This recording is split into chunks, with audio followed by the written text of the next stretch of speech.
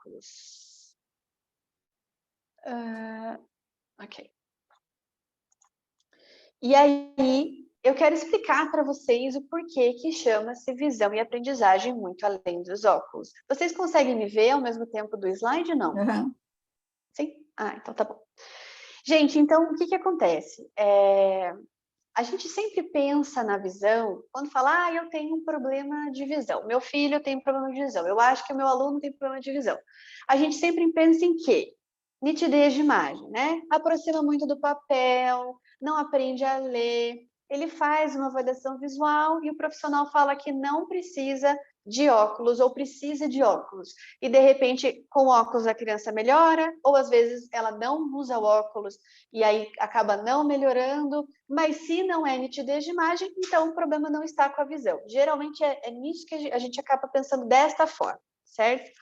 Só que, depois que a gente começa a estudar um pouco mais, eu já vou me apresentar novamente, explicando um pouquinho da minha graduação, a gente vai entender que a visão, ela é muito mais do que simplesmente colocar um óculos e estar enxergando ou não, ter nitidez de imagem ou não, tá? Então, essa palestra é justamente isso, como que a aprendizagem pode interferir ou ajudar, né? Pode interferir de maneira positiva ou negativa no desenvolvimento e nas aprendizagens, tudo bem? Como que a minha visão, a visão do meu filho, pode estar interferindo na aprendizagem.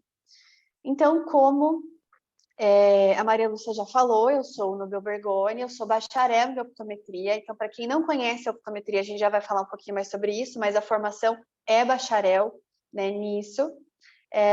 Eu fiz a minha graduação na Universidade Conta Estado de Canoinhas e fiz uma especialização em neurooptometria comportamental e terapias visuais, que justamente trabalha com esse campo, né, da parte da aprendizagem e da parte de terapias visuais. Então, eu tenho outros cursos também em desenvolvimento cerebral infantil, integração de reflexos primitivos, fototerapias sintônicas, mas tudo isso vem convergendo para o objetivo de melhorar a vida das pessoas através da visão, mudar a vida das pessoas através da visão. Por quê? Porque a visão é um dos principais sentidos que a gente aprende, porque 80% de tudo que a gente aprende é através da visão, e se resume a só usar óculos ou não, né? Então, eu quero muito levar essa informação, desmistificar algumas lacunas que a gente tem de informação sobre visão, porque isso é super importante e realmente faz toda a diferença quando você tem um olhar para essa área, tudo bem? Então, primeiro a gente vai entender quem que é o optometrista, né? O optometrista, ele é o profissional da área da saúde não médica que cuida da visão. Então, eu cuido da função que o olho tem. Quem cuida do olho como órgão é o oftalmologista. Quem cuida da visão como sentido são os optometristas. Nossa, Nubia, mas eu achei que visão era a mesma coisa que olho. Se você pensar, por exemplo, no fono, o fono, ele cuida da audição, mas quem cuida do ouvido é o otorrino. Se você pensar, nossa, estou com depressão, né, estou mal, não estou feliz, se você for direto para um psiquiatra, ele vai tratar o quê? Desse desequilíbrio que tem no seu cérebro, vai melhorar, mas se você quiser tratar a causa que está causando esse desequilíbrio no seu cérebro e está afetando suas emoções, você vai para o psicólogo. Então, é um profissional que deveria estar em paralelo, né, com o oftalmologista. Aqui no Brasil não é tão conhecido, a gente estava até falando sobre isso, hoje a gente tem várias faculdades que oferecem, mas é algo bem recente, né, não é tão comum, apesar de ser uma profissão que já tem seus bons anos, tá? Só a faculdade que eu estudei, ela tem, eu acho que agora já deve estar chegando quase em 30 anos, então faz bastante tempo que a gente tem essa graduação. Então, a gente cuida das disfunções visuais, né? E não usamos nenhum tipo de medicamento, nenhum tipo de fármaco. Nós, se vemos, eu acho que estou suspeitando que tem uma patologia, uma alteração estrutural, algo que precisa de uma cirurgia, precisa de medicamento, eu encaminho para o médico responsável, tá? Mas a gente trabalha principalmente na parte de prevenção, principalmente, das doenças visuais. Então, a gente consegue detectar, acho que está precisando aqui ter uma atenção. encaminhamos, né?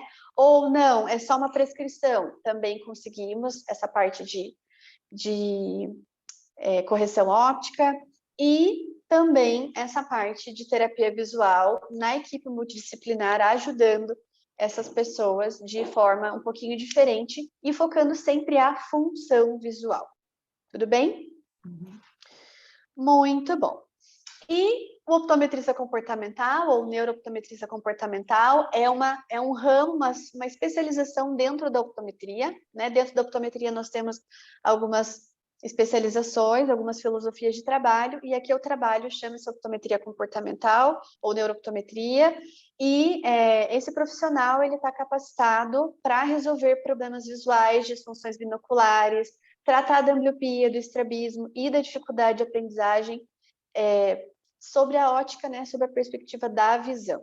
Então, a gente vai entender um pouquinho mais como que é o trabalho um pouquinho diferente da ambliopia e do estrabismo dentro dessa nossa filosofia, e dessas disfunções binoculares, quais outros problemas visuais que nós temos além da miopia, da hipermetropia e do astigmatismo, né? O que pode acontecer com a minha visão além de um erro refrativo, que a gente chama.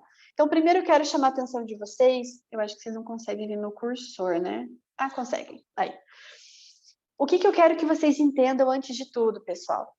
Os nossos olhos, eles são literalmente a extensão do nosso cérebro, tá? Então, nós temos aqui o olho, as vias ópticas que conectam com o cérebro.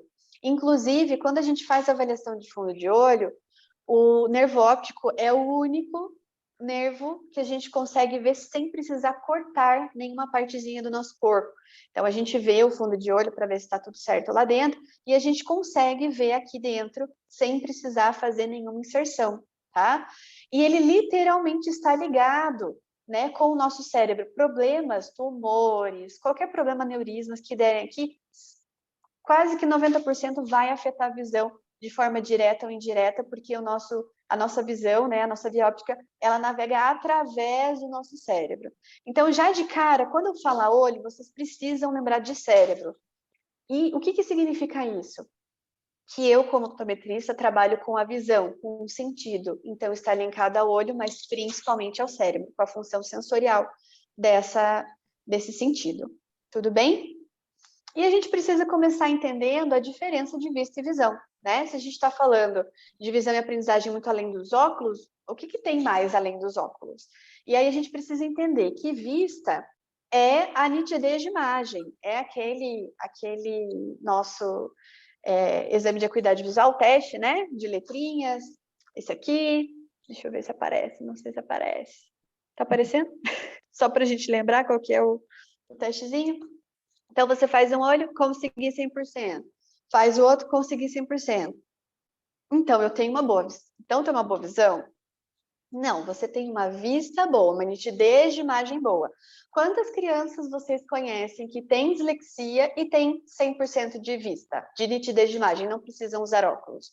A maioria, tá? A maioria das crianças que têm diagnóstico de dislexia que chegam para mim não precisam usar óculos, né? Porque a sua vista está muito boa. Só que 20/20, que é a nossa escala que a gente usa para dizer que tem 100% de visão, então você ter uma vista 20/20 não significa que você tem uma boa visão de fato, né? Por quê? Porque a visão, ela engloba várias outras coisas, várias outras habilidades visuais, além da nitidez de imagem.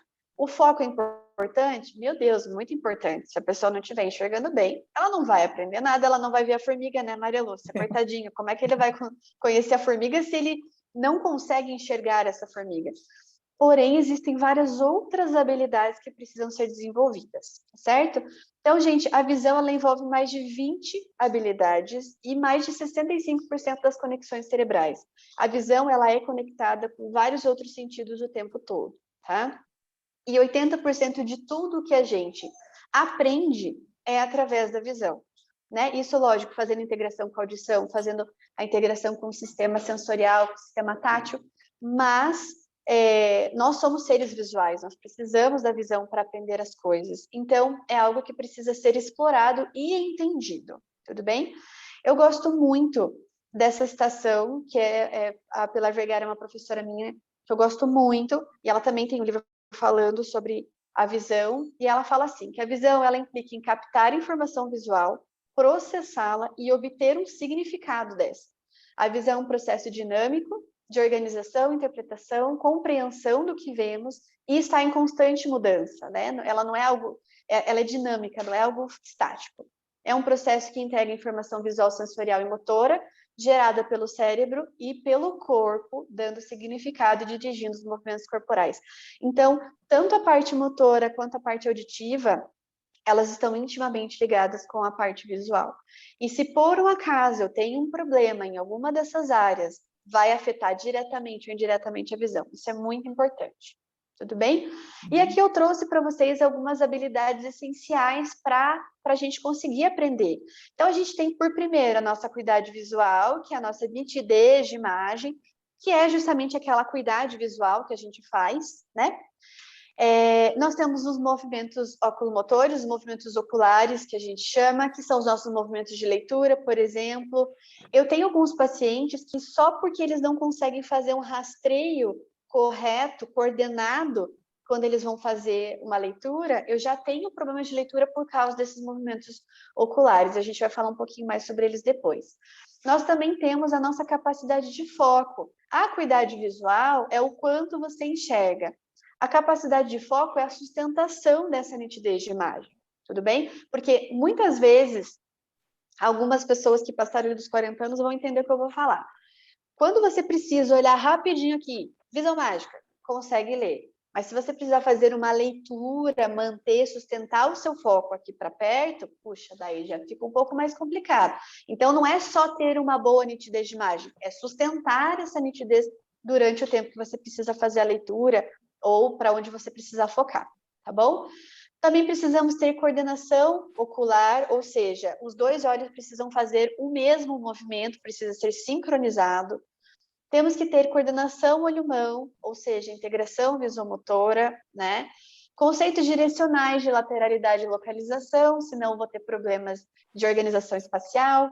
Precisamos ter percepção de forma e diferenciar letras e objetos que são semelhantes, e aí a gente vai entender que vai entrar o processamento visual e memória visual, né? Você ver, perceber, recordar e lembrar daquilo depois. Então, aqui, gente, eu coloquei algumas, mas a lista tem mais ou menos 17 habilidades visuais básicas, que são só visuais para a gente conseguir aprender, tá? Então, é muito importante que a gente entenda que existem várias outras habilidades, além do foco, que precisam ser desenvolvidas, aprimoradas, e se por um acaso não estiverem bem difundidas, a gente vai ter um problema.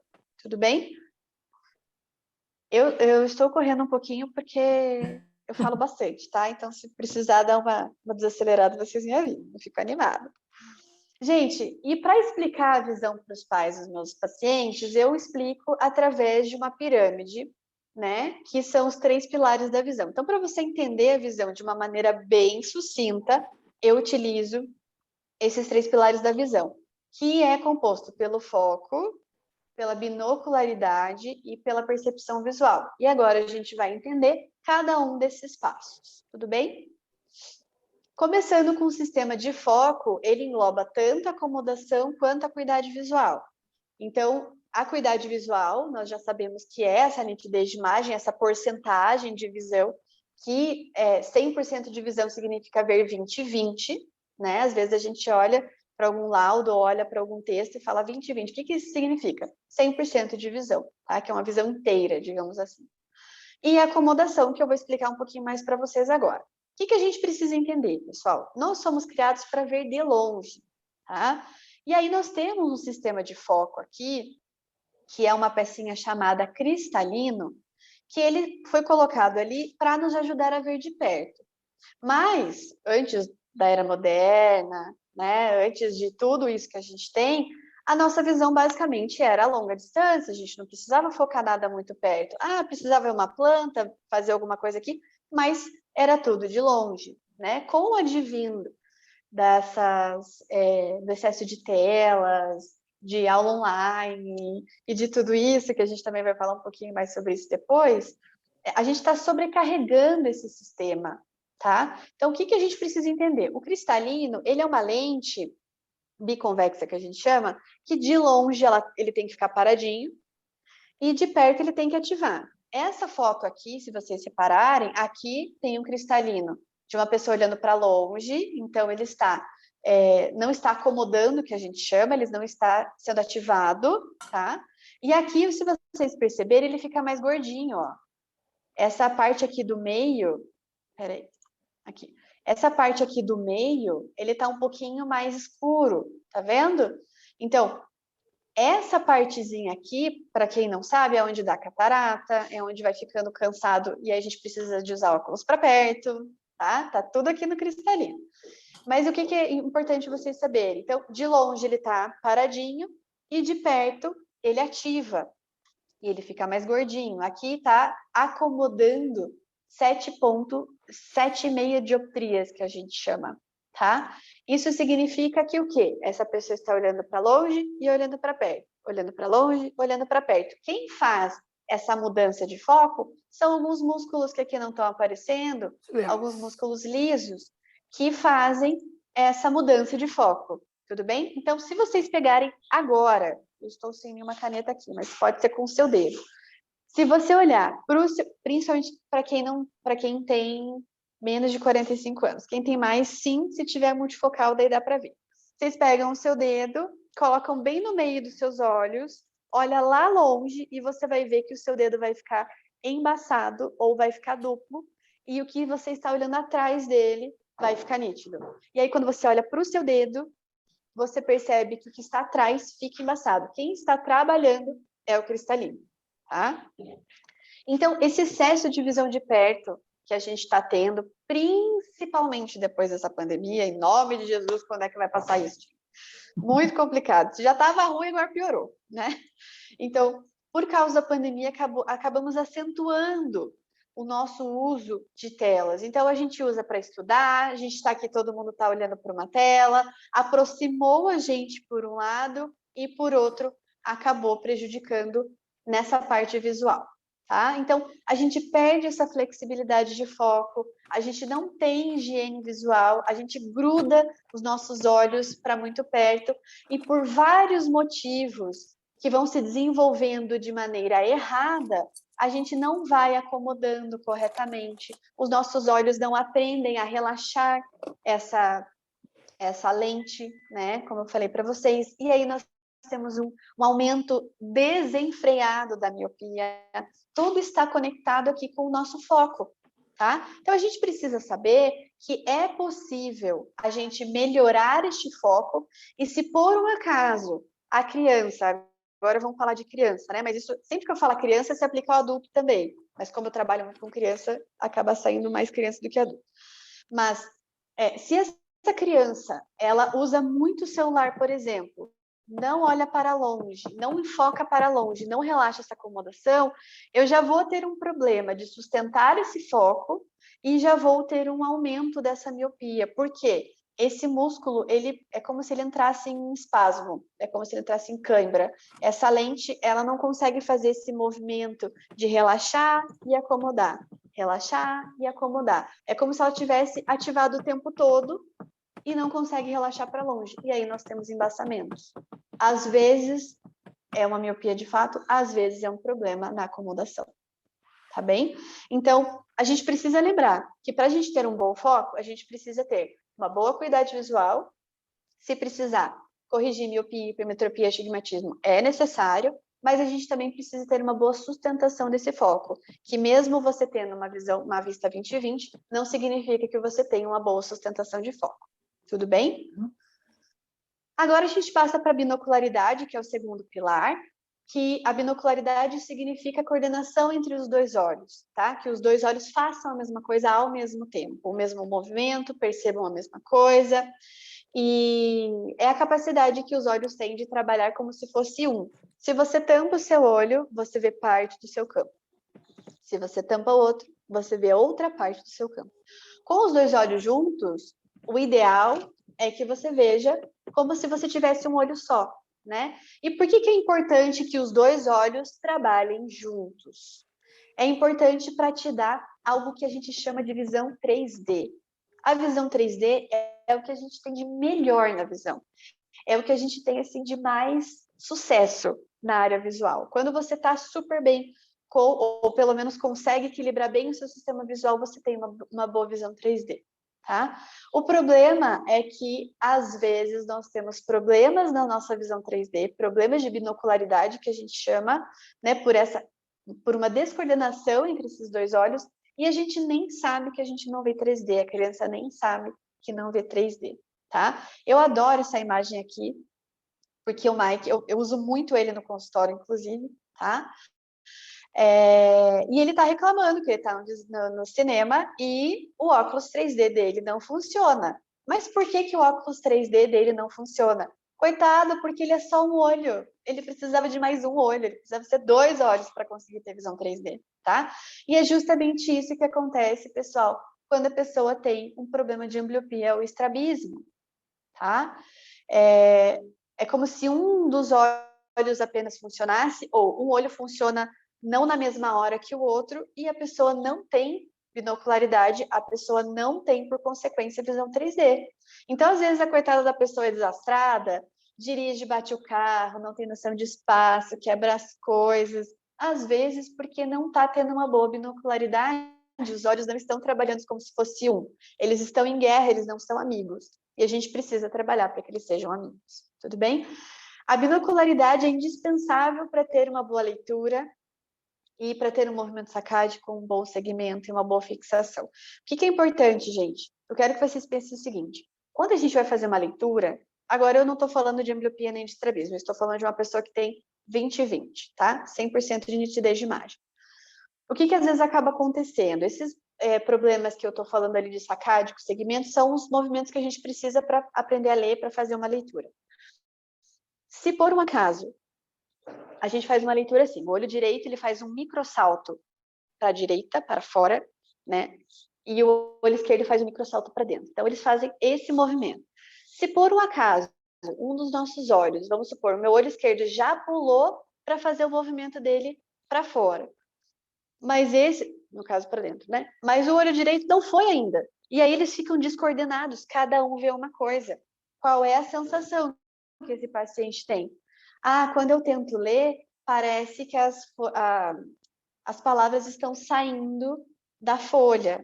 Ah, eu vejo rios quando eu estou tentando ler. Ah, eu não consigo seguir uma linha se eu não colocar o meu dedo. Porque também, coitada da pessoa, gente, não consegue coordenar esses dois olhos juntos, para que eles vejam a mesma coisa, né? Quando a gente tem um estrabismo manifesto, você vê que a pessoa está com o olhinho para o lado, ou com o olhinho para dentro, com o olhinho para fora. Mas esses problemas de leitura, eu estou falando de uma maneira assim, você não consegue perceber, a não ser que você faça uma avaliação. Então, isso é muito importante, porque às vezes só de você não ter uma boa binocularidade, você não vai ter uma boa profundidade. É uma criança que se bate, é uma criança que não anda, se anda, anda se esbarrando, evita andar sozinho, e aí tem vários problemas de comportamento. Então, uma coisa vai linkando a outra, tudo bem? Então, quando a gente fala de binocularidade, eu estou falando de coordenação entre os meus dois olhos. E, finalmente, percepção visual ou processamento visual, que é justamente entender aquilo que a gente está vendo, né? Eu acho que fica muito fácil, principalmente para quem é terapeuta, a gente associar isso à parte fonológica, né? Você faz a avaliação da parte da audiometria para ver se esse som está entrando corretamente, mas existem crianças que têm uma boa audiometria, mas não têm um bom PAC, né? um bom processamento. Então, é muito importante que a gente leve em consideração isso, né? A pessoa vê, mas ela enxerga, ela está entendendo aquilo que ela está vendo? Ah, daí é uma outra situação. Então, a gente precisa saber, gente, quando a gente nasce, o nosso olho, ele está preparado para ser usado. Só que ele precisa aprender a ser usado. Assim como a gente precisa aprender a caminhar, aprender a falar, aprender a ficar em pé, a gente precisa aprender a enxergar. E nesse processo de aprendizagem, às vezes pode ter alguns percalços que pode acabar não desenvolvendo aquela habilidade corretamente, tá bem? Mas quando a criança nasce, é preciso que essa visão se desenvolva. E esse desenvolvimento começa com os estímulos mais de visão central e próximos, e aí eles vão se expandindo. Com isso, a gente vai começando a ter conexões nervosas e a gente vai amadurecendo esse sistema visual para chegar à maturidade visual. Tudo bem? Então, a gente tem que entender que o olho, ele é um receptor, é a nossa via de entrada, tá? Ele precisa estar sadio, ele precisa estar são, ele precisa estar tudo certo na estrutura ocular para que essa informação entre corretamente. E não só como estrutura, mas como habilidade, porque vocês viram lá, a gente tem a acomodação, que é esse sisteminha de foco, a gente tem a sincronia entre os dois olhos, que precisa estar legal também, para que essa informação entre de maneira correta. A gente precisa entender aquilo que foi obtido através dos olhos, né? Dar sentido e ser integrado com os outros sistemas, com o sistema auditivo, tátil, sensorial, tá? Para que as vias de saída estejam legais. A escrita, a postura, a fala, são vias de saída, né? Então, a gente precisa entender que a gente precisa ter uma boa via de entrada, um bom processamento, para você ter uma boa leitura escrita. Aí a coitada da criança vai escrever assim, ó. Mas coitadinho, ele não está focando direito, ele não sustenta o foco, ele não consegue ficar focando durante muito tempo nessa distância. Ou ele até consegue, mas para ele não consegue associar o que está escrito com as coisas que ele conhece. Então, não está sendo associado a visão com a audição, a visão com as memórias que ele tem, né? O sistema auditivo e o sistema visual, eles são muito íntimos, gente, muito íntimos mesmo. Eu não canso de falar no meu Instagram sobre a visão e a audição. Eu acho, assim, que é um match super legal, e a gente vai falar um pouquinho mais sobre isso. E é muito bonito o trabalho que a gente faz junto com a fono psicopedagogo. Com as outras áreas também, mas especificamente da leitura escrita é muito importante. E aí a gente precisa entender assim, ó, para você reconhecer a palavra mágica, você tem que entender, saber tanto a maneira escrita, ou seja, você precisa reconhecer visualmente essa palavra, quanto ela falada. Então, tem crianças que conseguem associar a imagem, mas não associam ao som, ou vice-versa. Ou associam, ela entende, mas não correlaciona com nenhum tipo de memória que ela já aprendeu antes. Então, a gente precisa ajudar essa criança a organizar o seu sistema, tá? É importante, assim, a criança faz fono, vai fazer terapia visual, mas tem que ter a fono e o optometrista, eles precisam estar juntos trabalhando para que se reforce tanto a parte auditiva quando for fazer terapia visual, quanto a parte visual quando for fazer a terapia auditiva. Tá? É bem importante isso, precisa ter essa correlação. Se não, se você souber só falar e não souber reconhecer, ou souber reconhecer e não souber falar, que não vai ter sentido para você. Beleza? E aí eu quero entrar um pouquinho na dislexia. Albert Einstein suspeita que ele era disléxico. Super inteligente, altas habilidades, né, Maria Lúcia? Para a parte de matemática, mas para escrito, coitado, era ruim. Então, ele falava assim, quando eu leio, eu somente escuto o que eu estou lendo, eu sou incapaz de lembrar da imagem visual e da imagem escrita, tá? Então, gente, se Albert Einstein podia ter um probleminha de leitura, nós podemos também, né? Mas nós também podemos resolver, ajudar essas pessoas que têm problemas de leitura e escrita.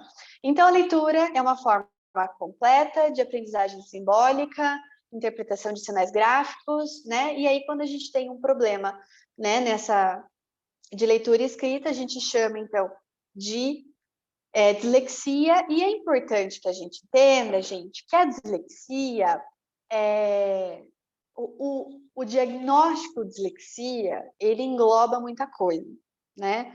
Pessoa tem dislexia, ok. O que isso significa? Significa que ele não sabe ler. Se ele não sabe ler, por consequência, a escrita vai estar ruim também. Muito bem. E aí, a gente precisa saber também que, dependendo do autor, que explica a dislexia e que classifica essa dislexia, ela pode ser classificada como dislexia auditiva, chamada de disfonética, dislexia disfonética, dislexia visual ou dislexia diseidética ou mista. Ou seja, você tem um componente na dislexia que é visual. Se a gente tem esse componente que é visual dentro do diagnóstico de dislexia, por que que só o fono trabalha? Por que que não é visto a parte de processamento visual? Porque a gente não conhece, é justamente o que a gente está fazendo aqui, levando essa informação para que vocês saibam que é importante, sim, trabalhar com a parte de audição, né? Fazer uma terapia fonológica quando se tem dislexia, mas é também importante verificar a parte visual. Por quê? Porque você também tem problemas de reconhecimento da palavra de forma visual. A gente fala que a parte lexical, né? Para quem é psicopedagoga, quem é pedagoga, geralmente a gente fala de léxico, mas a gente às vezes não associa que a parte lexical está ligada com a visão.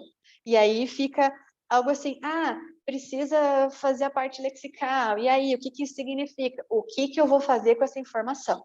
Tá? Então, agora, de uma vez por todas, a gente precisa entender. Se a pessoa tem um problema de dislexia, a gente fala dislexia, gente, e a gente já vai entender que às vezes pode não ser dislexia, porque muitas crianças que entram no meu consultório com diagnóstico de dislexia saem lendo. E se isso aconteceu, não era um problema de dislexia, porque a dislexia existe, é um problema neurológico, né, de ordem superior, que não tem cura. Você tem como melhorar, mas não tem cura. Mas nós temos muitas crianças que chegam com esse diagnóstico e saem lendo. Então, a gente precisa entender que muitas vezes não é dislexia, tá? Aqui nós temos um cérebro de um leitor, eles chamam de um leitor, como que se diz? Corriqueiro, um leitor que gosta de leitura, tá? E essas são as áreas do cérebro que são ativadas quando você faz uma leitura, onde está em roxo. Se você perceber aqui no cérebro disléxico, principalmente na parte 17, 18, 19 e 21, que aqui no caso é a parte de visão, e no 21, audição e integração com a visão, estão quase nulos, tá vendo? Olha que diferença de cor. Por quê? Porque são áreas que não estão recebendo essa informação de maneira correta. E a gente precisa que todas essas áreas corticais estejam sendo estimuladas para que você tenha uma boa leitura e, por consequência, escrita, porque você precisa correlacionar visão e audição. Tudo bem? E esse daqui é um artigo, tá? Que foi feito por esses dois optometristas aqui, e eles explicam a interação entre a visão e a audição de maneira cortical, o quanto é importante a vocalização. Gente, hoje as crianças aprendem a ler sem falar. As crianças não falam mais, elas leem em voz baixa, né? Eu sei que quando a criança tem um problema, ela não gosta de ler em voz alta. Mas daí no meu consultório a gente usa vários artifícios que ajudam essa criança a falar. As coisas que a gente lê quando a gente está em idade de alfabetização, a gente precisa aprender a falar. Só dessa forma você consegue correlacionar a sua parte auditiva com a sua parte visual. Tudo bem? E aqui, eu acabei pulando. E num estudo de Sheyman, que é um importante optometrista dentro da nossa área de aprendizagem, ele fez uma pesquisa em 94, veja bem, 94, com pacientes, né, com potencial sintomas relacionados à síndrome de sensibilidade escotópica, que é a síndrome de Irlen, e 95% deles apresentaram anomalias visuais significativas e identificáveis, ou seja, problemas nas habilidades visuais. E, nesse mesmo estudo, ele destaca que 57% dos entrevistados mantinham um controle oftalmológico periódico dentro desse grupo e 90% apresentavam problemas visuais significativos. O que isso significa, minha gente? Significa que mesmo quando você tem um problema, como dislexia, ou síndrome de Irlen, ou SDP, ou qualquer coisa que você esteja falando, temos um problema de leitura e escrita, precisa ser avaliada todas as habilidades visuais essenciais para a aprendizagem, porque todas elas podem dar problemas e todas elas podem ser melhoradas. Tudo bem? Isso é muito importante, gente. E aqui, lá no meu Instagram tem essa pirâmide da aprendizagem. E o que a gente percebe? Por que é tão importante a integração do sistema motor, né? Estava falando até agora da parte auditiva, mas por que o sistema motor é tão importante? Porque o nosso desenvolvimento a nível neurológico, ele começa com a parte de sistema tátil, propriocepção, sistema vestibular. Isso aqui precisa ser amadurecido para você ter esquema corporal, postura, coordenação entre os dois lados, planejamento motor, e só então você falar sobre leitura, escrita, linguagem e tudo mais.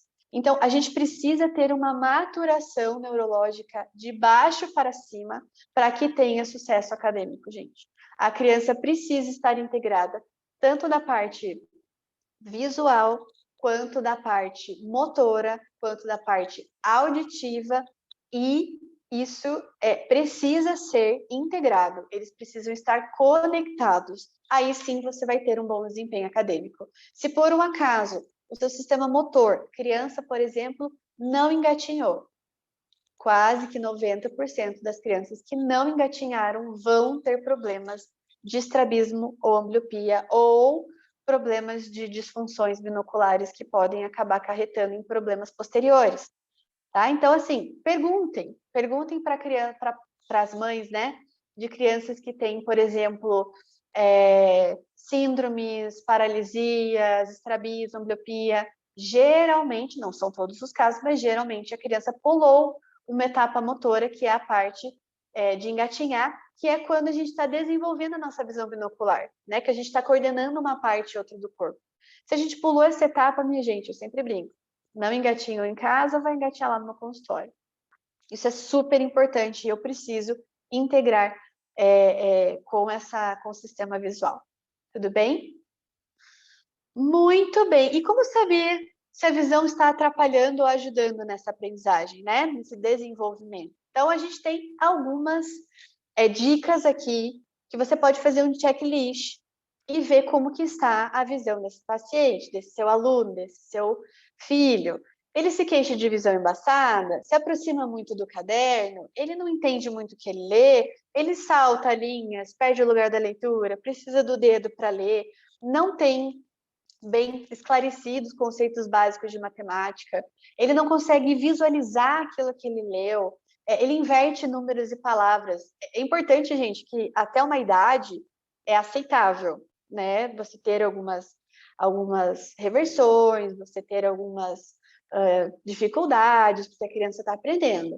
Mas uma criança, por exemplo, com 10, 11 anos e ainda reverte, precisa do dedinho para ler, ele já deveria ter desenvolvido isso.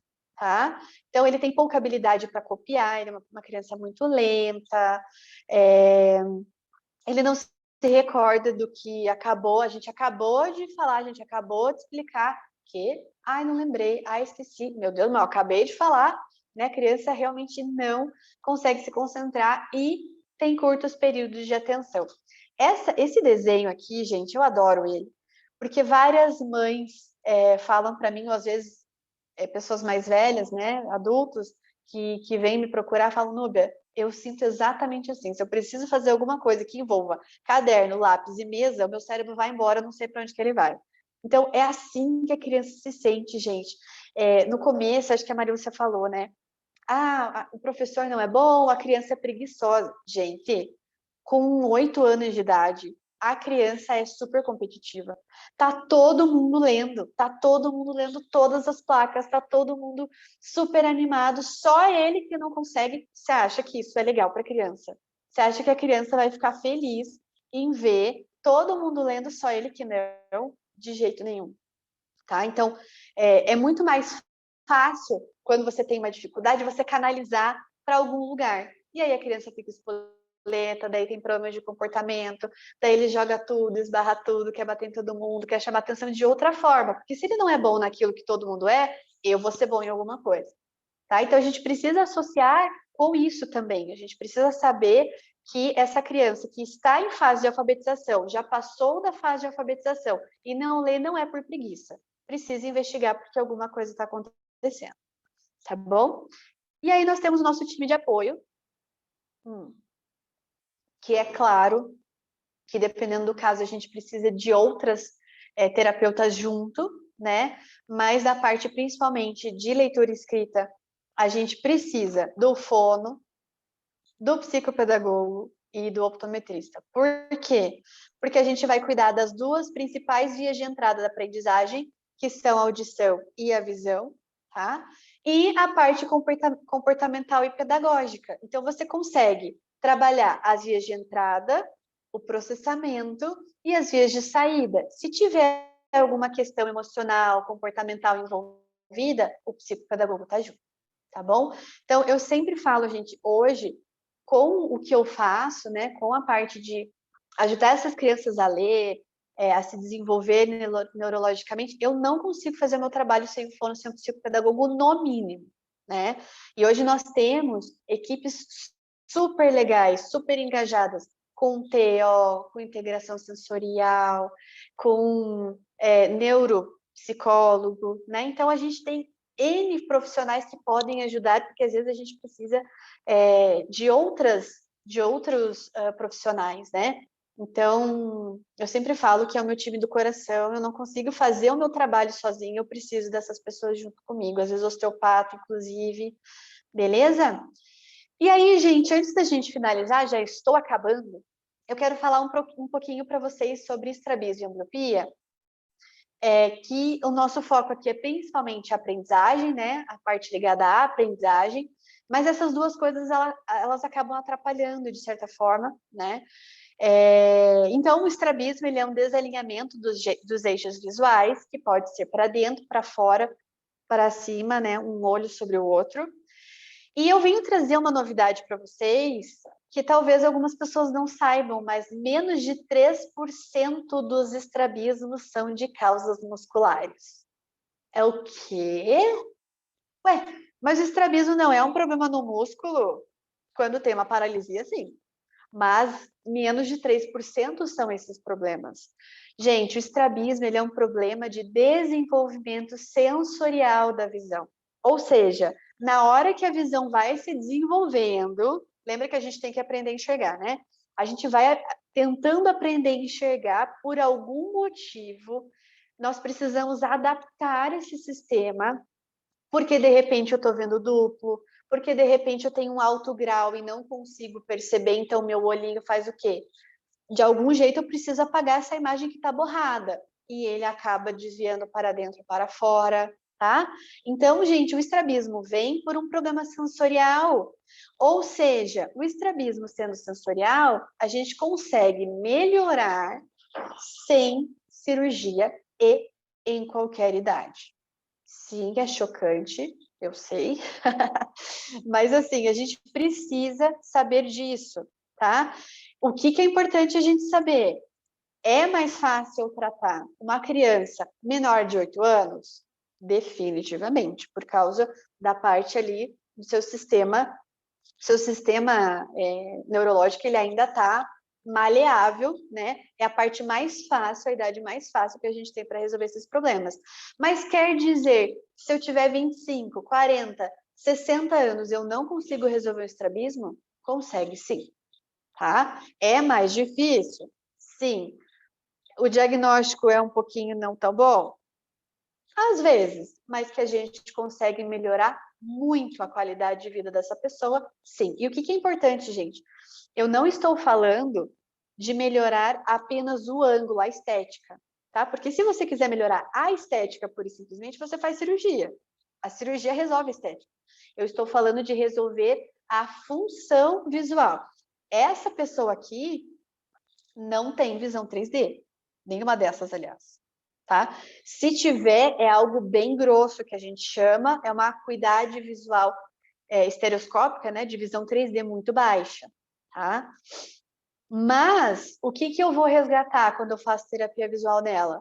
A sua visão binocular, a sua acuidade visual junto com o seu sistema de foco. A gente vai trabalhar todas as habilidades visuais dela e naturalmente o olho vai vindo acertando o olhinho. Vocês entendem isso? A estética é uma consequência de você ter uma boa visão. Aí sim, uma boa visão que envolve todos aqueles pilares que a gente conversou. Então, quando a gente vai tratar um estrabismo, uma ambliopia, sem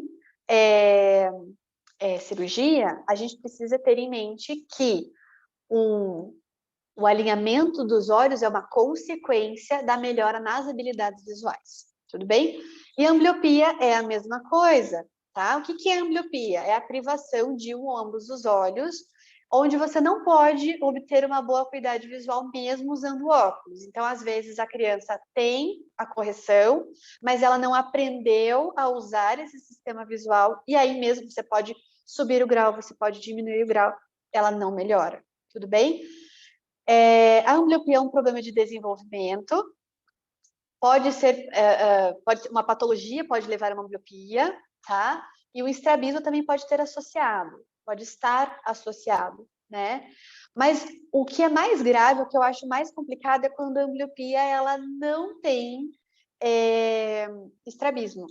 Por quê? Eu sei que esteticamente, né, é pior, porque pelo menos com a ambliopia não estrábica você tem os olhos retinhos. Só que daí fica mais difícil para a gente perceber que essa criança tem um problema.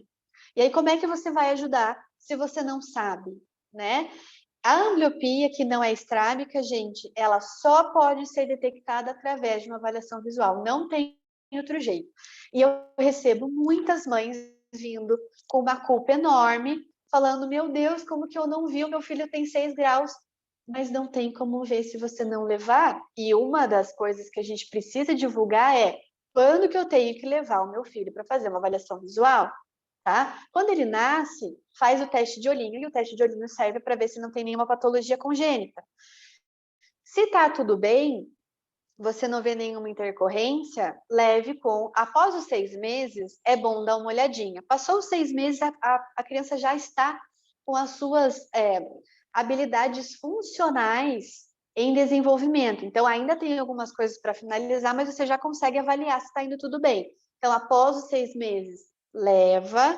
Tá tudo bem? Com 2 anos, leva de novo. Tá tudo certo? Leva com 5, 6 anos de novo, mesmo que não tenha nenhum problema aparente. Por quê? Porque a ambliopia não vai se mostrar se não tiver um estrabismo, se você não levar para fazer uma avaliação visual.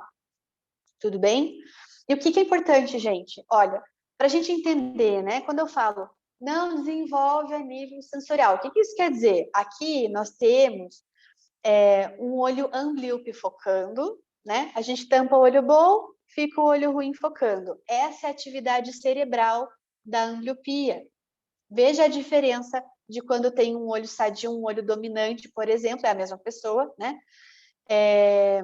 Focando. Olha o tamanho da área cerebral que é ativada e olha a diferença do tamanho de área de ativação mesmo da parte visual, tá, gente? E aí a gente consegue, na terapia visual, nosso grande objetivo é o quê? Melhorar e aumentar essa atividade neurológica aqui. Por isso que eu falo que quando a gente está falando sobre visão, eu estou falando sobre cérebro, eu estou falando sobre via visual, tá? A gente precisa entender isso. E sabe como que eu faço essa melhora da ambliopia no meu consultório? Eu não uso tampão. Como assim não usa tampão? Mas faz como daí? Gente, o mérito do tampão fica por uma outra palestra. A gente pode falar só sobre tampão e sobre ambliopia e estrabismo para eu explicar para vocês o porquê não. Mas o tampão, ele é bom para a gente ganhar acuidade visual. Então, ele ajuda na parte de acuidade visual. Isso é inegável, isso é indiscutível, a gente não vai entrar no mérito, porque realmente funciona, tudo bem? Só que ele não me garante binocularidade. Então, digamos que uma criança tem um bom olhinho, uma boa nitidez de imagem aqui e uma ambliopia nesse olho. Tampa o olhinho bom para o olhinho ruim focar. Tudo bem. Além de todo o estresse, que é o tampão, que a gente também não vai entrar no mérito, porque não é a coisa mais confortável, as crianças detestam. Para quem usa, né, o filho usa tampão, eu desafio você pai ou você terapeuta, a colocar o tampão para você experimentar. Fica 5 minutos, você quer arrancar na hora. Imagine a criança, né? E ele também não me dá binocularidade. Os dois olhos não estão trabalhando juntos. Então, quando você tampa, ele trabalha. Quando você destampa, esse daqui está acostumado com o quê? A não enxergar. Então, ele naturalmente suprime, que a gente chama. Ele desliga e aí fica lá no cérebro assim. Então, o que a gente tem que fazer? Trabalhar de uma maneira que desenvolva a binocularidade. A gente só consegue fazer isso sem usar o tampão. Existem vários métodos que a gente tem dentro da optometria comportamental que a gente desenvolve, né, essa visão binocular sem o tampão. Não é assim, né? Não é só não usar o tampão, não é isso. Precisa ser acompanhado, mas a gente consegue fazer sem o uso do tampão, tá bom? Se precisar usar, a gente usa, mas até hoje, de todos os casos que eu tratei, eu nunca usei tampão. Beleza? Núbia, então quer dizer que eu posso tratar o meu filho sem o uso de tampão? Pode. É um trabalho fácil? É um trabalho árduo, né? Precisa estimular, precisa trabalhar com esse olhinho, precisa trabalhar essas vias aqui, ó. Porém, é importante saber que existe essa possibilidade. Núbia, para mim, funciona o tampão. Então, tudo bem, mas tenha em mente no que isso implica. Beleza? Para ter uma opção de tratamento, pelo menos. Tá bom, gente? E para finalizar, eu quero mostrar para vocês os meus fofinhos, né? Tem vários outros casos. Eu não sei quantos de vocês já viram um vídeo. Ele tem 20 minutos. Eu mando para vocês depois, para quem tiver interesse, as meninas podem mandar. E as 3 pessoas que aparecem lá, todos eles são meus pacientes. E eles contam como que foi a experiência da terapia visual com eles. Então, é muito interessante, sabe? E esse daqui, fofinho, ele é meu primo. Vocês sabem que casa de ferreiro, espeto é de pau, né? A gente não consegue fazer nada do que a gente consegue fazer nos pacientes em casa, não consegue fazer nada.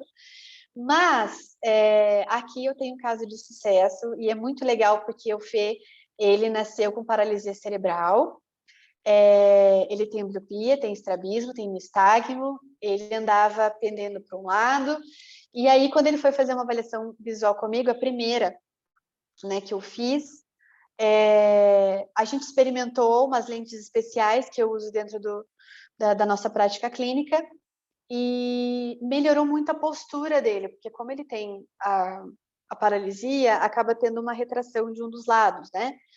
E aí, o que aconteceu? Ele andou mais solto, mais tranquilo, imediatamente não deu esse efeito. Quando o óculos ficou pronto, que minha mãe foi visitar eles, minha mãe montou essa foto. Falei, ué, o que aconteceu? Sabe quando você não percebe? O que aconteceu ali? E ela falando, o óculos do Felipe. É sim, Dai, são prismagêmeos, tá? E a partir dessa prescrição, o Fê, ele tem, além de tudo, ele tem convulsões, né? Então, ele tomava Ritalina porque ele era muito agitado. E aí, a minha tia começou a perceber que ele já não estava tão agitado com esses novos óculos. Ele começou a aprender a fazer algumas coisas, ele aprendeu a fazer ovo frito, ele já não estava andando tão pendente para um lado, o alinhamento dos olhos, quando ele olha para frente, melhorou, né? Gente, ele ainda tem estrabismo, tá? Ele ainda tem nistagmo, ele ainda tem ambliopia, ele precisa fazer terapia visual e acompanhar e tudo mais. Mas olha que diferença. Aqui a qualidade da foto não está tão boa, mas a gente consegue perceber que tem um desvio e que ele tem uma posiçãozinha de cabeça para compensar esse desvio. Já que, olhando para frente, ele consegue se comunicar com você. A minha tia não usa mais Ritalina em casa com ele, só para quando eles vão sair, né? Para algum lugar, assim, que às vezes ele fica muito animado, mas mesmo assim é muito menos do que ele usava antes. Então, por quê? Porque nós melhoramos a forma como essa luz estava entrando através dos olhos e você tem uma reposição e uma melhora como um todo. Aqui não é diferente, esse fofinho tem síndrome de Down e posição compensatória de cabeça, tá? Com a mesma técnica que eu usei aqui, e esse foi meu primeiro paciente, eu ainda estava fazendo a minha especialização, e aí quando a gente aprende alguma coisa, a gente quer compartilhar com todo mundo. E aí eu falei, eu vou colocar aqui um negócio, eu quero ver o que vai acontecer. Quando a gente colocou e ele reposicionou, a mãe dele falou, meu Deus, a cabeça dele tá reta. Eu falei, meu Deus, a cabeça dele tá reta. O que eu fiz? Que eu não sei o que eu fiz aqui. Hoje eu sei o que eu fiz, mas eu estava realmente, né, testando. E aí foi um sucesso. Eu falei, não, vamos deixar ele um pouquinho para ver se ele se acostuma. E realmente, ele já tinha uma tendência, a parte cervical dele já estava sendo desenvolvida errada, né? E eu sempre brinco assim, essa fisioterapeuta me ama ou não me ama? Oh, se me ama pra caramba. Por quê? Porque o problema é, ele estava compensando com o seu corpo um problema visual. A partir do momento que eu ajeitei neurologicamente essa imagem, ele reposicionou a cabeça. Ué, mas simples, né? Então, assim, gente, é importante a gente saber que existem alternativas, né? Não é para tudo, não é com todo mundo que funciona, no sentido assim, rápido, instantâneo, como esses casos que eu estou mostrando para vocês, mas a gente trabalha, a gente faz um trabalho que é de formiguinha, é semana a semana, a família tem que estar apoiada, a escola tem que estar apoiada, os terapeutas têm que estar apoiados, mas o resultado é maravilhoso, tá certo? E para finalizar agora a real oficial, misericórdia, meu tempo, eu quero contar para vocês, tá, sobre o curso Visão Mágica. O curso Visão Mágica eu desenvolvi justamente para levar informação de qualidade de maneira simplificada para pais, professores e terapeutas, tá? Então, eu estou abrindo as inscrições agora da terceira turma. Eu tenho vários alunos aqui, tanto da graduação, da pós-graduação, mas também do curso Visão Mágica. Ele é um curso para qualquer pessoa, por quê? Por que ele não é só para optometrista? Porque essa palestra que vocês tiveram aqui, eu dou no curso de uma maneira mais aprofundada. Então, você consegue entender um pouquinho mais sobre a visão, todas essas questões que a gente acabou de ver, de uma maneira mais profunda. E aí, nós temos exclusivamente para os alunos da turma do Visão Mágica, do curso Visão Mágica, o livro Visão Mágica, Você é o que Você Vê. Né? Para quem não sabe, como eu falei, eu tenho esse livro aqui, que é o Visão e Aprendizagem Muito Além dos Óculos, que foi originado por causa dessa palestra, tá? Ó, a pessoa falando que participou das turmas e gostou, viu? Não sou eu que estou falando. Esse daqui você pode adquirir através do meu Instagram, que eu já vou deixar aqui. Qualquer pessoa pode comprar, mas esse daqui ele é exclusivo para os meus alunos do curso Visão Mágica. Você ganha ele, você ganha um marca-páginas muito fofinho. Tem toda uma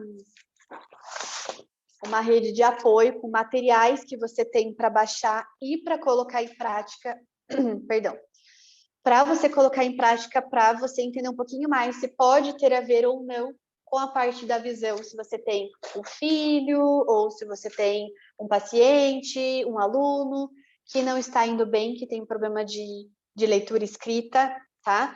E para quem está aqui na nossa palestra, tem 10% de desconto. Só digitar Mágica 10 que você ganha 10% de desconto, tá certo? Então, gente, abriu oficialmente hoje as inscrições. As aulas começam na primeira semana de setembro, mas a gente sempre vai alimentando ele antes. Por que começa só em setembro? Para dar tempo de eu mandar para vocês o livro, tá? Porque chega pelo correio, e aí eu preciso... A gente sempre tenta, tudo bem que na pandemia os correios às vezes... né? Mas daí a gente tem tempo para enviar para vocês o livro para chegar aí, e aí vocês começarem com tudo certo, tá bom? Gente, é isso, vocês estão todos convidados. Quem tiver interesse, visãomágica.com.br, já tá lá, já tá aberto o carrinho, e é só colocar Mágica 10 e ganha 10% de desconto. Tudo bem? E é isso. Muito obrigada pela oportunidade, muito obrigada pelo espaço, Maria Lúcia. Esses são os meus contatos. Quem quiser entrar em contato, fique à vontade. Eu tenho blog, eu tenho YouTube, eu tenho Instagram, eu tenho WhatsApp, eu tenho Telegram. Gente, eu tento de todas as formas levar essa informação o máximo que eu posso. Aquele vídeo que eu falei para vocês de 20 minutos está no YouTube. Se vocês entrarem lá, vocês conseguem ver o vídeo bem certinho. Me sigam no Instagram, me marquem. Espero que vocês tenham tirado fotos. E se vocês tiverem alguma dúvida, eu estou aqui para responder com todo carinho. Obrigada, gente. Muito bem. A gente que tem que agradecer, porque eu acho que é uma oportunidade tão fantástica da gente poder ouvir você falando, e eu vi que os comentários da tua didática, da tua forma, que todo mundo deveria ter essa oportunidade de ouvir. Então, acho que tem assim, uma série de reforços para você, pela sua forma mesmo de estar expondo, eu acho que ficou fácil para todo mundo. Acho que a pessoa que não está ligada à optometria deve ter entendido. Eu acho que essa abertura realmente de você mostrar que eu acho assim fantástico. Todo mundo depois de um determinado tempo passou na história. Aí o coitado do Leonardo da Vinci era autista, ele era disléxico, ele era não sei das quantas, nunca fizeram um teste, né? Então, exato. Mas ele era TDAH, tinha bipolaridade.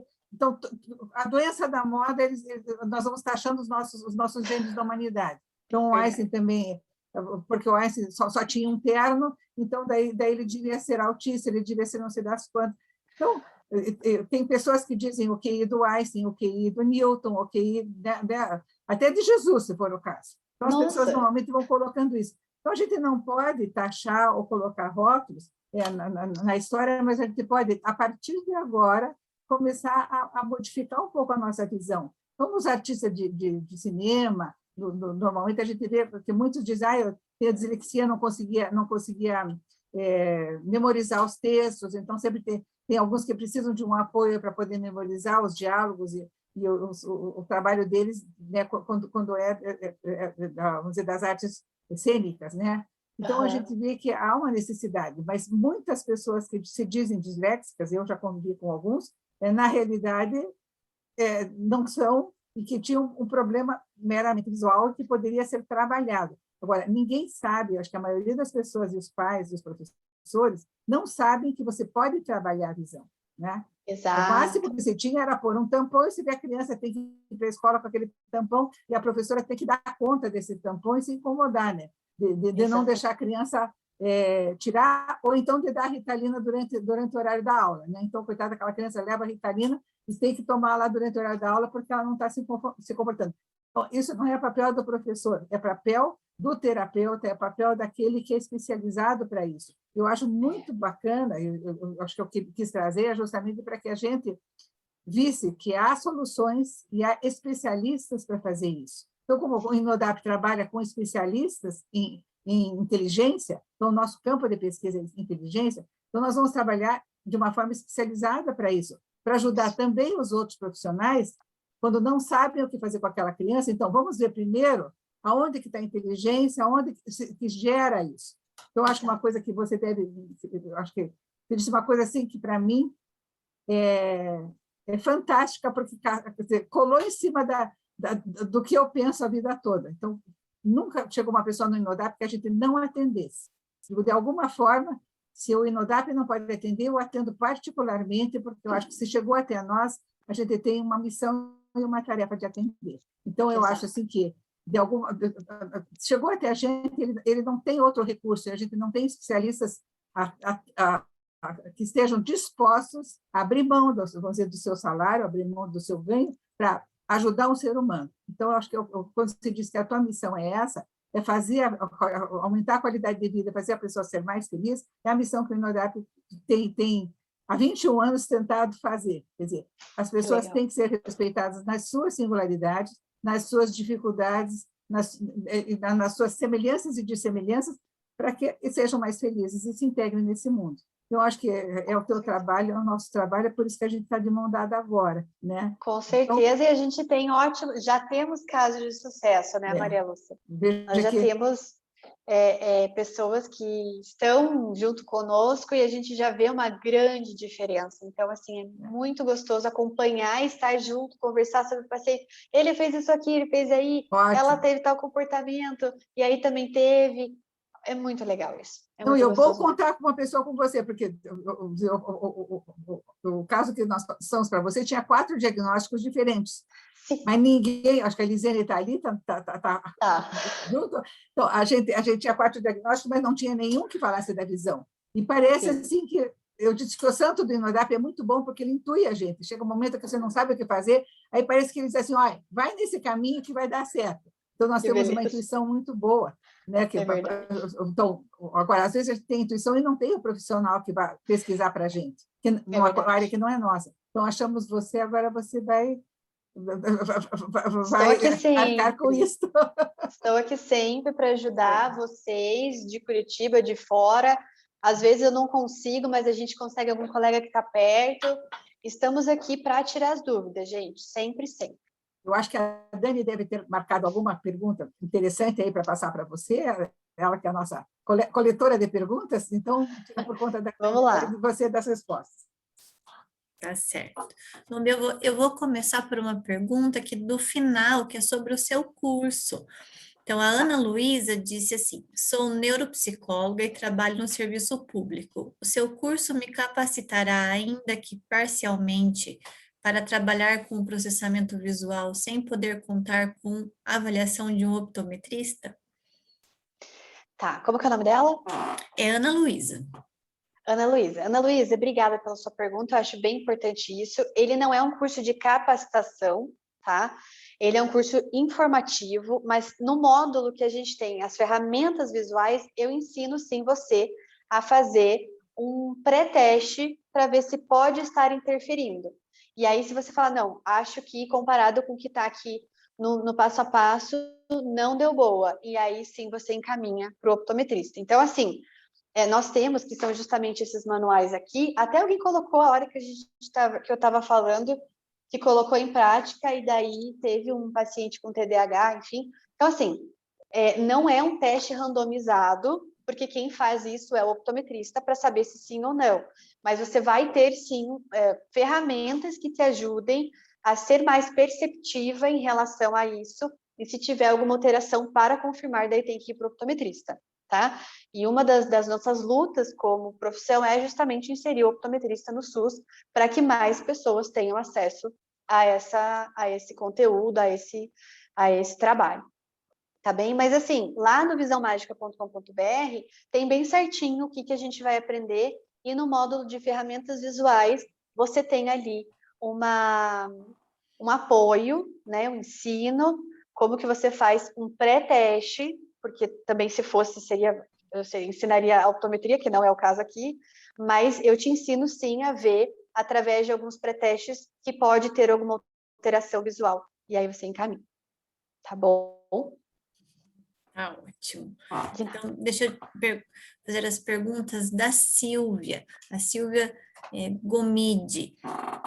Com essa associação visão-reconhecimento auditivo, funciona quando aprendemos uma língua estrangeira? Com certeza. Tanto que em algumas terapias auditivas que são oferecidas, você pode fazer em português ou em inglês, né? Tipo, meu processamento auditivo não é bom, tenho dificuldade, faço em português, fecho, agora eu quero fazer em inglês, por exemplo. Eles conseguem fazer também, dá para fazer. A única coisa é que daí a pessoa que está fazendo essa terapia precisa ter dominância nas duas línguas, né? A gente trabalha bastante com pacientes que são de escolas internacionais, que são bilíngues, e aí eu sempre pergunto para o pai, quer que eu faça a avaliação, a parte de alguma parte com a língua inglesa? Aí o pai me fala se sim ou não, e aí a gente consegue inserir. Mas daí, para isso, o terapeuta tem que, não precisa ser bilíngue, mas pelo menos ter uma noção, né? Mas dá para fazer sim essa associação. Certo.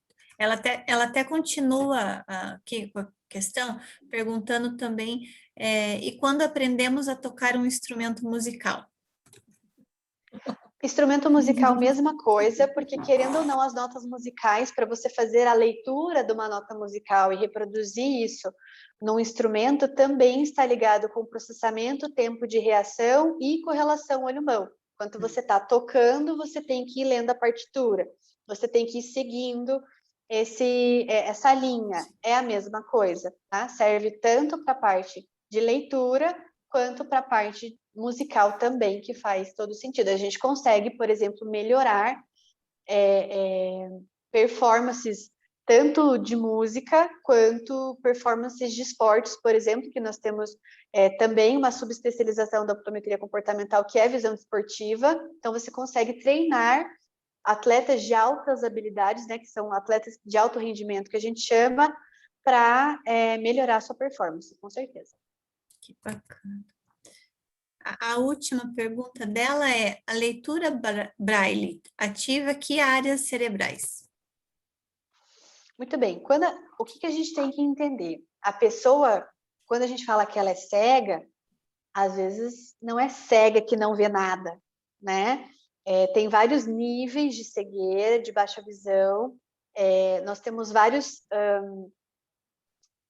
ajudas ópticas que a gente chama para conseguir estimular. Então, lógico, não é igual à nossa atividade cerebral, mas dependendo do quanto essa pessoa tem de visão, por mais que seja embaçada, por mais que seja pouco, você tem ativação das áreas corticais da área visual, sim, mas ele vai usar muito mais as áreas auditivas e táteis, né, principalmente, para conseguir se localizar.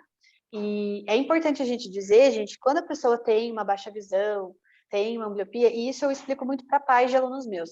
Geralmente são pessoas muito organizadas dentro do seu problema com as outras áreas da aprendizagem, das outras áreas perceptivas. Então, é uma criança que consegue, muitas vezes, se desenvolver, às vezes muito melhor do que outras crianças que têm visão 100%, mas se organizam dentro dos recursos que eles têm, né? Mas dependendo, se uma pessoa é totalmente cega, daí tem a cegueira cortical, tem a cegueira, tem vários tipos, né? E vários níveis. Mas quando a gente fala, por exemplo, que uma pessoa tem baixa visão, é cega, geralmente ela não é cega total, assim, de não ver nada. Geralmente ela vê luzes, vê vultos, e aí, mesmo que seja de uma maneira mais discreta, ela vai ter uma ativação cortical da parte visual. Muito bem. A Lisiane, que é a nossa psicopedagoga aqui no NODAP, você conhece também, ela fez uma pergunta. Crianças com crises convulsivas devem ser encaminhadas para um exame? Com certeza. Existem convulsões que são disparadas por luzes, né? Então, dependendo da frequência de onda que essa criança recebe, que essa criança vê, pode acabar disparando uma convulsão. E mesmo assim, como é o caso, por exemplo, do meu primo, que ele também tem quadros convulsivos, a gente consegue, às vezes, estabilizar com lentes, com filtros, a parte de epilepsia, né, dessa convulsão, com recursos visuais. Então, é bem importante que tenha, tanto porque a gente está trabalhando com o cérebro, né, quanto porque, às vezes, a luz mesmo, por exemplo, uma pessoa que tem epilepsia não pode ir para uma balada que tem strobel, né, que tem aquela luz que fica piscando, se não pode acabar desenvolvendo uma crise epilética. Por quê? Porque essa atividade visual, ela é tão grande e pesada para esse cérebro, para esse sistema, que ele, como se desse um curto, e isso foi ativado por um problema visual. Então, sim, é bem importante.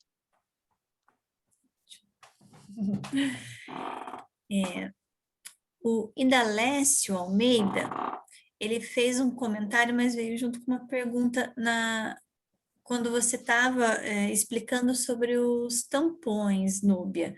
Então, ele perguntou sobre os tampões translúcidos. Uhum. Se funcionaria aqui, acho que no caso, porque ele só escreveu assim, estimular com tampões translúcidos. Isso. Na verdade, assim, gente, dentro da nossa prática clínica, a gente trabalha as habilidades monoculares que a gente chama. Mas, em vez de colocar um tampãozinho que simplesmente fique tudo opaco, a gente coloca um tampão translúcido que vai passar luz, que eu consigo controlar esse olho, mas vai estar trabalhando o outro. E quando eu preciso, não, esse paciente eu quero trabalhar com ele, esse olhinho, e eu preciso de um tampão. Aí a gente tem tampões específicos com densidades diferentes de translucidez, digamos assim, e que, dependendo do quanto essa pessoa enxerga, eu vou colocar uma densidade diferente, né, nesse outro olho para estimular ele, mas não vai ficar totalmente escuro, totalmente sem entrar luz, porque daí a gente não tem binocularidade, como eu comentei com vocês. Então, a gente usa tampão? Usa, mas não é esse que a gente compra na farmácia, tipo Band-Aid, é diferente.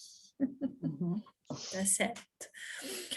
A Dayana perguntou assim, Núbia, aquele paciente que você mostrou na foto e que o estrabismo dele é em endo, é isso? Isso, é uma Endo? endotropia, que a gente chama, que é Ok. para dentro. Ela simplificou, O tá. estrabismo é para dentro. E você colocou os prismas gêmeos ajudaram na correção ou foi só a correção? Neste caso, Dayana, não era um estrabismo acomodativo, pura e simplesmente. O estrabismo acomodativo, você já deve talvez ter visto, o paciente tira o óculos, o olhinho vai para dentro. O paciente coloca o óculos, o olhinho volta ao normal. Isso é um estrabismo acomodativo. No caso desse paciente, não, ele era um estrabismo constante que às vezes alternava. Então, os prismas gêmeos a gente coloca no óculos, é feito junto com o óculos, né? E aí foram os prismas gêmeos que ajudaram a melhorar esse ângulo do estrabismo. Por que isso aconteceu, gente? Porque eu mudei a maneira como essa luz entrou, isso mudou neurologicamente como esse paciente estava vendo, e aí esse sistema se adaptou a isso. Tá? Então, assim, o prisma gêmeo que ela está falando ali, ele não é um prisma de compensação.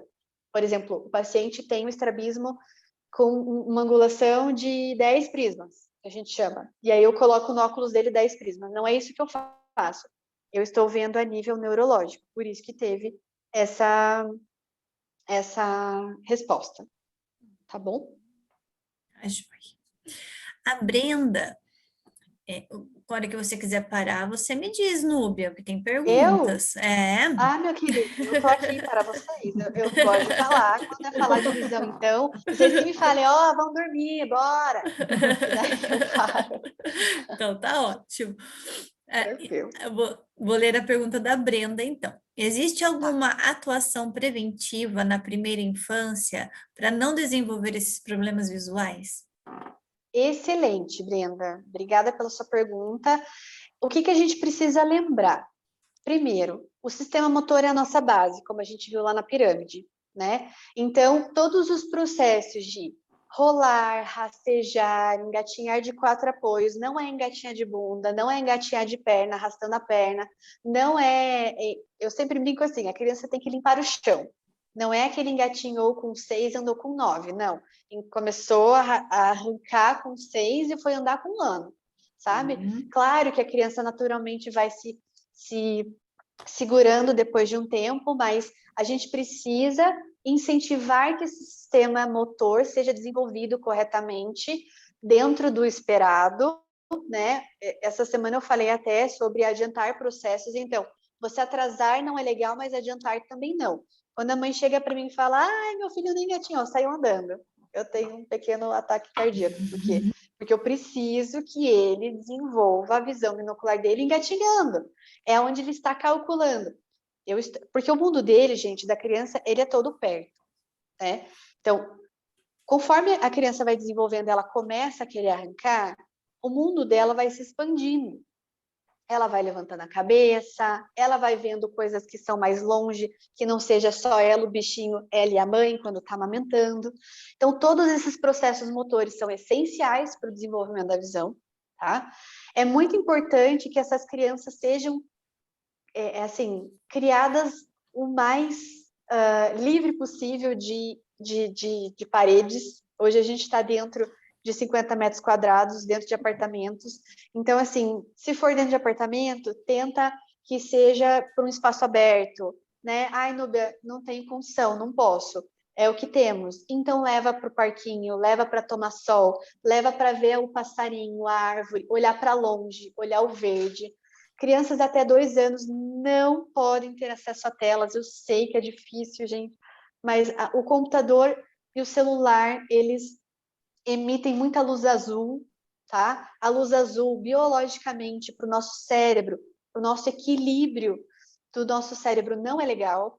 A nível ocular e anatômico, não é legal. E a longo prazo, a gente vai ter uma enxurrada de pacientes com problemas de doenças mesmo, que eram para ser, tipo, lá pelos seus 70 e agora está chegando lá pelos seus 50, tá? Então, muita luz não dá.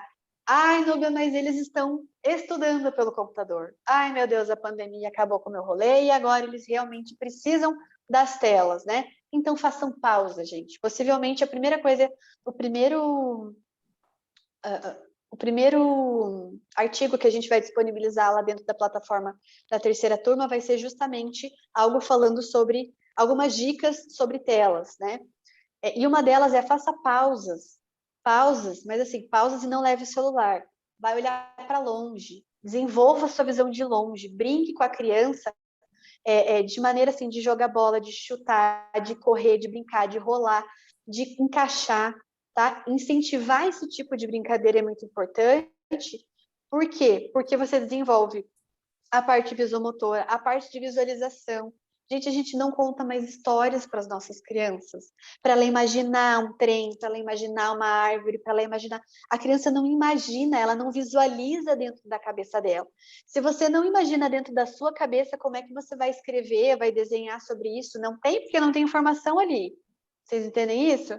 Então, a gente precisa estar atento a esse desenvolvimento e incentivar as nossas crianças, né? Então, assim, desenvolvimento motor, não pular etapas, evitar ao máximo as telas. Dúvida, eu não tenho como evitar, então, pelo menos ter um controle. Se puder colocar na televisão, que é mais longe, maior, melhor, porque cada vez está mais, tá menor e mais próximo, e isso é muito complicado porque acaba aproximando muito do rosto, e aí a gente tem um problema acomodativo, como a gente comentou, e aí a gente não tem foco para longe, e aí desenvolve uma miopia, e essas miopias às vezes não existem, porque às vezes são problemas de foco.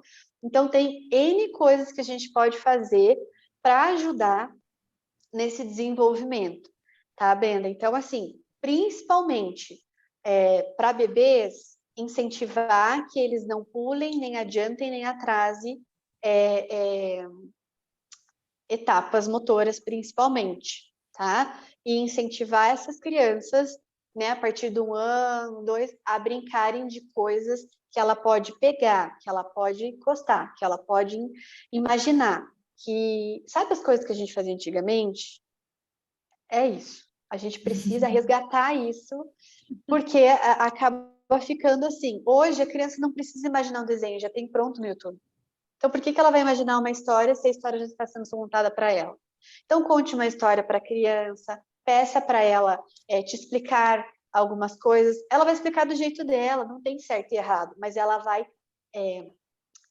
desenvolvendo tudo isso, tá? Na hora de amamentar também é muito importante amamentar tanto de um lado quanto do outro, para ter os 2 olhos como contato. Então, tem várias diquinhas assim, mas principalmente esse acompanhamento do desenvolvimento da criança é importante que seja não pule etapas, nem atrase, nem adiante os processos. Tá vendo? Eu me animo na resposta, gente. Não, mas é ótimo. Ótimo. Eu vou um passo. Tem uma última ali que eu achei bem interessante dentro de você Isso. colocar. Não, posso ler, então?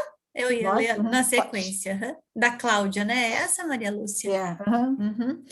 Então, a Cláudia primeiro te dá os parabéns, Núbia, parabéns. Quando você tem uma criança com dificuldade de cópia, caderno quadro negro, com dificuldade de controle postural ocular, associada a uma dificuldade de registro no sistema vestibular, devo encaminhar para você avaliar? Sim, mas quero que você entenda o porquê, tá? O que a gente tem que entender, gente? Binocularidade tudo que os dois olhos estão envolvidos estão dentro da binocularidade. Quando a gente está olhando de longe, os nossos olhos têm que estar alinhados assim. Quando a gente olha para perto, naturalmente os olhos vão vir para dentro. Tem gente que me pergunta, quando eu tiro foto de selfie, eu fico vesga. Eu tenho estrabismo? Eu falo, não. É porque quanto mais perto a câmera, mais convergência você vai fazer. Pode ser o estrabismo? Pode, mas geralmente não é. Geralmente é porque realmente você faz convergência. Então, quando a criança tem dificuldade, por exemplo, o que a gente precisa para copiar? Que os olhos façam esse movimento de convergência e divergência, tá? Que ele tenha uma sustentação de foco, então ele tem uma flexibilidade de foco para olhar de longe e estar em repouso cristalino e ativar exatamente aonde eu preciso enfocar no caderno e preciso ter correlação olho-mão para olhar e copiar, fora as outras habilidades de segmento que eu não vou entrar nem no mérito, tá? Então, assim, só por isso eu já preciso ter um bom desenvolvimento da minha binocularidade, do meu foco, e aí eu consegui entender e prestar atenção nas coisas que eu estou vendo para associar, porque tem crianças que conseguem copiar, mas ela não consegue entender aquilo que está copiando, ou conseguem ler, mas não conseguem entender aquilo que estão lendo. Então, aí você tem boas habilidades de entrada, mas um processamento ruim, ou um processamento ruim e ruins habilidades de entrada também. Então, é importante sempre a gente avaliar, Cláudia, justamente por causa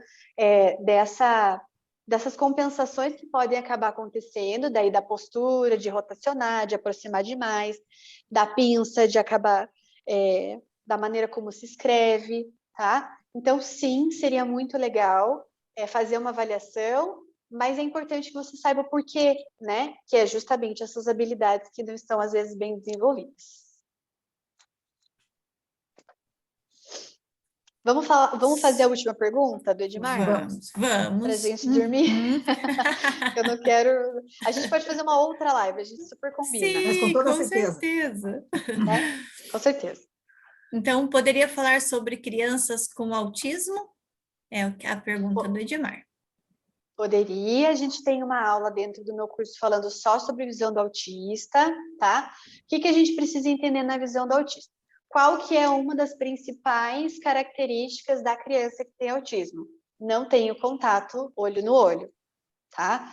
Então, no autista, é preciso avaliar a visão do autista, porque frequentemente, no seu desenvolvimento, nós temos problemas, principalmente nos movimentos oculomotores, de fixação, e às vezes temos problemas binoculares que podem acabar gerando algum estrabismo, tá? Então, gente, a visão do autista é uma visão super especial, não são às vezes fáceis da gente atender, mas eles são super importantes porque fazem toda a diferença no desenvolvimento do autista, tá?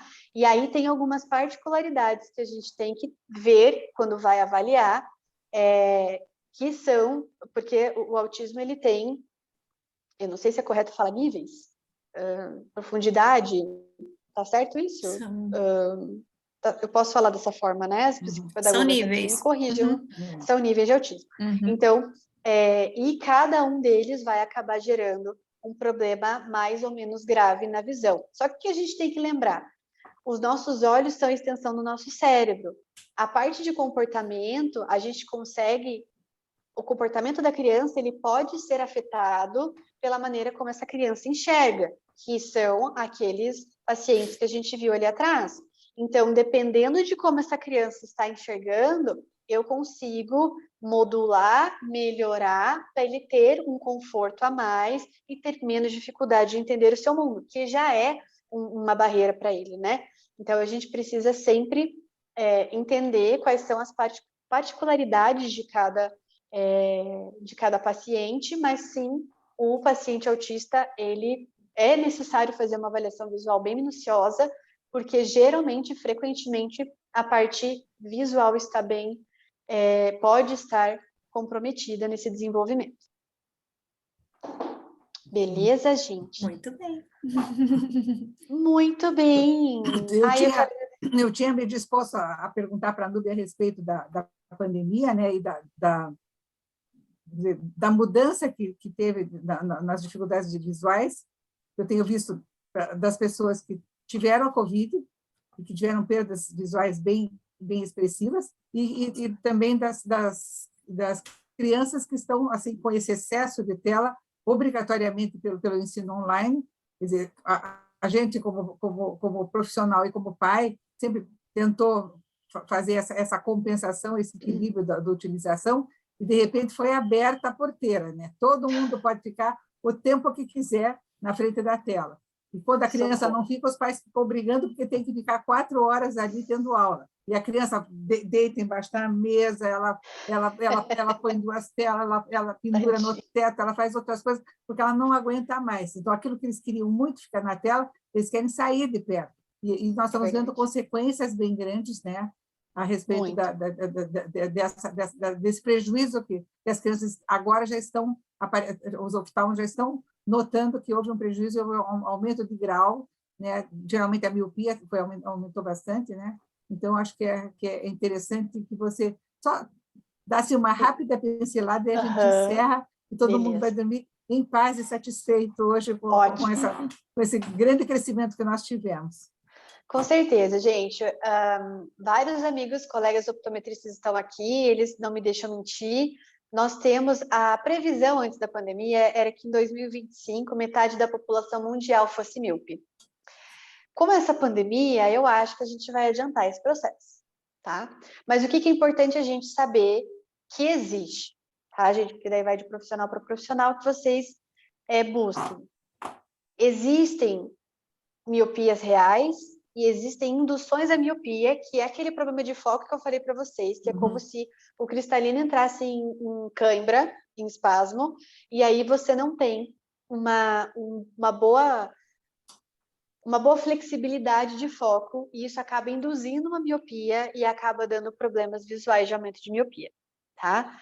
A COVID como um todo, como patologia, ela pode causar problemas visuais. Eu tive pacientes que a gente estava super bem na terapia, estava muito legal, a criança melhorou, estava um sucesso. COVID, voltei 50%, tive que voltar tudo de novo, porque o sistema visual dessa criança já é frágil. Vem a COVID para desequilibrar tudo isso, não tem ainda uma sustentação suficiente para você conseguir manter esse foco com os 2 olhos. E aí a gente teve que trabalhar algumas habilidades novamente. Então, assim, é importante que a gente saiba que a COVID pode sim trazer problemas visuais e que a parte de incremento, né, aumento dessa miopia, ela é algo que existe, tá? E que precisa, para quem está avaliando, tem que tomar muito cuidado para não prescrever um grau a mais que essa pessoa tem, porque se você prescreve um grau de miopia a mais que está sendo induzido por essa acomodação, você pode gerar a longo prazo, que às vezes não é tão longo assim, uma visão dupla, tá? Então, é muito importante essa questão. Quem é optometrista, quem trabalha com a área visual, precisa ficar atento com isso. E a gente precisa aprender sobre higiene visual, a fazer pausas, a tomar banho de sol, a olhar para longe, a ir para o parque e ter esse momento olhando de longe, descansando a nossa visão, tá? Super, super importante. Eu agradeço muito a sua presença. Acho que todos estão agradecendo, dizendo belíssima palestra, agradecendo ao Inodap e à Núbia. Então, Núbia, nós vamos passar para você o chat, porque eu acho que deve ter muitos alunos, muitas pessoas que você conhece, que você gostaria, talvez, de particularmente, ou depois fazer ser um contato mais próximo, ou responder as perguntas mais diretamente. E vamos passar também os contactos de todas as pessoas que se inscreveram, porque daí você também tem esse contato direto. A gente gosta de fazer inscrição para ter realmente esse contato para o profissional. Né? Então, eu vejo que o pessoal está te aplaudindo aí, pessoalmente, além de aplaudir pelo chat, está te aplaudindo pessoalmente. Eu acho que agradecendo realmente. Acho que nós agradecemos a todos que ficaram todo esse tempo com a gente. A gente sabe que chega no final do dia, às vezes as pessoas têm criança para pôr na cama, né? tem uma série de outros compromissos, ou não jantou ainda. Então, quem não jantou vai jantar. Bora, gente. Uma pausinha, né? Mas é que quando a gente começa a falar sobre o que a gente ama, a gente não para, né? Eu sei Esse que é o disso. problema. Eu falei que eu falo, gente. Falo É. demais. A gente Tá conhece certo. bem. Mas a gente deixa a parte dos tampões e todo o resto para uma próxima Sim. chamada, né? Quando você abrir teu Uhum. curso também, se quiser que a gente divulgue, nós estamos à disposição para divulgar com os nossos clientes. Eu acho que é uma coisa bem interessante, porque nós temos muitos profissionais também que gostariam de fazer seu curso e a gente, às vezes, a pessoa não tem esse acesso. Então, se você Com quiser certeza. mandar também uma divulgação do seu curso, a gente faz questão de que todos saibam que existe essa situação do processamento visual, porque as pessoas conhecem o óculos, mas eles não conhecem que existe um trabalho de processamento que é feito por um terapeuta, né? Exatamente. Com certeza, por um especialista, e eu agradeço, gente, né, por estar aqui. Obrigada por deixar eu lançar o curso aqui com vocês, que é algo assim que foi feito com muito carinho. O mais legal é que esse curso ele nasceu de uma palestra, que é essa palestra que eu dei para vocês hoje, que é a que eu dou nas escolas. E eu falei, gente, eu preciso criar alguma coisa, e dessa palestra surgiu o panfleto, e do panfleto surgiu o primeiro livro, e do primeiro livro eu falei, tá muito pouco, eu preciso falar mais, daí fiz o curso, daí escrevi o segundo livro. Então, assim, é realmente na ânsia, na vontade de levar essa informação para outras pessoas, e principalmente para pais, professores e terapeutas, que são as pessoas que estão com essas crianças, né? Que têm esse acesso, para que saibam que existem opções, existem outras maneiras de melhorar a leitura, de melhorar a escrita. Está na fono já faz muito tempo, está na psicopedagogia, e parece que falta alguma coisa, falta uma chavinha, falta um detalhezinho. E aí a gente consegue ajudar essa equipe multidisciplinar a fazer essa criança deslanchar. É muito legal esse processo, e eu quero compartilhar isso com vocês, para que mais crianças possam, enfim, ter acesso a isso. Né? Então, quem tiver interesse, está com preço especial, ainda mais com cupom de desconto, e o que eu puder fazer, vocês estão, assim, super à vontade para falar comigo, tá bom? Talvez agora eu vá comer, mas logo que eu conseguir eu respondo. Podemos conversar, sim, tá bom, gente? Eu adoro. Tá bom, então. As Boa noite a pessoas... todos, muito obrigada, né? A Dani tem... Não, eu só ia falar que as pessoas estão tendo interesse, elas podem entrar no site da Visão Mágica, né? No Pode entrar no site da Visão Mágica, pode entrar no meu próprio site, e no meu Instagram também tem várias linhas de contato, vocês podem falar comigo por lá também, tá bom? Tanto para os livros quanto para o curso, se tiverem dúvida. Tá bom? Obrigada. Boa noite, a gente. todos. Muito obrigada. Obrigada. Boa Muito noite. obrigada. Excelente noite Boa para todos. Um noite. abraço. Um abraço. Boa noite. Boa noite. Foi ótimo. Amei. Muito bom. Excelente curso. Sempre bom, né, Núbia? Ai, menina, adoro. A gente começa a falar, não para mais, né? Com certeza. Amo. Mas é que a gente precisa dizer, né? Precisa esclarecer, A gente né? precisa. E quando você vê como fala, né? A gente vê na prática a coisa acontecendo, melhorando. É muito legal. Muito legal. Mas e também, eu imagino que seja difícil reduzir a informação quando você tem ela tão ampliada, né? Se você tem um livro escrito sobre isso, você tem, né? Como é que você reduz em 1 hora? Não é? Muito difícil. Por isso que eu falei para você. Ela é uma metralhadora ambulante. Eu tenho que ir respirar. Calma. Por isso que eu falo, se eu estiver falando muito rápido, me avisa, porque eu sou assim, eu só quero falar tudo, quero falar mais. E às vezes acaba sendo demais, mas eu acho que foi muito legal. Obrigada mesmo. Obrigada a todos que estavam aqui. Obrigada a você. E vamos juntos. Tá Isso bom? mesmo. O problema é desacelerar agora, né? Sim. Agora a gente precisa respirar. Não, mas assim, o pessoal diz assim, agora, depois que a gente faz uma live, agora vamos descansar. Eu digo, agora eu vou descansar. Bora. Agora eu vou descansar. E a cabeça fica. E não tem como desligar. Exatamente. Muita informação, né? Aí toma um cafezinho quente, um leitinho quente, uma sopinha, espera mais um pouco, o sono não vem. Um chá, né? Senão o café, você não vai dormir mesmo. Não, o café eu tomo de madrugada quando eu perco o sono. O meu café assim, é uma xícara de leite e um pouquinho de café solúvel. Assim, para dar uma corzinha, eu tomo aquilo, já pensei. Daí eu volto, daí eu penso... Vai tem que voltando ao um normal. pouco. Então, acho que Legal. aquele calorzinho faz com que a gente relaxe, daí eu vou dormir. É verdade. Então vamos todas tomar um chazinho barra cafezinho. Tá Boa bom. noite, gente. Boa noite, gente. Núbia. Muito obrigada. Até mais. Nos Até vemos mais. na próxima, né? Sim. Mantenha Com o contato, certeza. né? Beijo, Tchau, beijo. tchau. Beijo, para beijo. você. Tchau.